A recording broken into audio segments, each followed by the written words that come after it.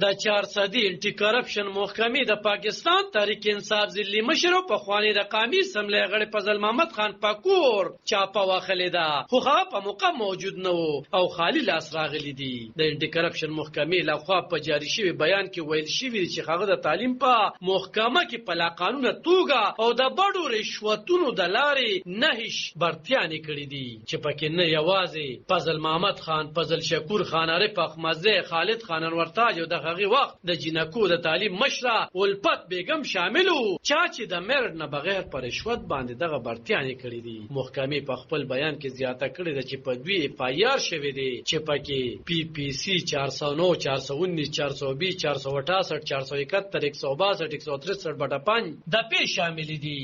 دوی وایي چې دغه چاپه د مقامی تاڼې په مرسته سره واخلې ده او هغه ورته په ګوتو نه دی ورغلي. د دین وړاندې فضل محمد خان په خپل یو ویډیو پیغام کې ویلو چې هغه ته کپتان صاحب ویلي دي چې گرفتاری مو ورکوه، حالان کې زه یریږم نه، خدا د کپتان حکم دی، نو په دې وجه زه گرفتاری نه ورکوم او کارکونانو ته خو ویم چې گرفتاریانې مو ورکوي. خو څو ورځې وړاندې بیا په یو واتس اپ ګروپ کې پر د پی ټی آی ځپلې شوي کارکونانو سخت نیوکې کړې وې چې د هغې اوازونه لیک شوي وو. په هغې اوازونو کې اورېدل کېدل چې فضل محمد خان ته ویرېدې او کارکونان دې په ځای پرېښودل او دغه د ځایي کارکونانو سره زیاتې دي. د انټي کرپشن محکمه وایي چې باید په اف آی آر کې د نامزد ملزمان گرفتاری ورکړي، ګینې دوی به د هغه د نیولو نه هیڅ ډډه ونه کړي ځکه چې پردې حق پکې واخلې شوی دی او خوشه نه هیڅ کسان یې په لا قانونه توګه برتي کړي دي. د یادونه ده چې تر دې دمه د 400 په یو شمېر تاڼو کې د پی ټی آی په ځایي مشرانو مقدمې درج دي، خو پولیس د هیڅ یو مشر په نیولو کې کامیاب شوی نه دی.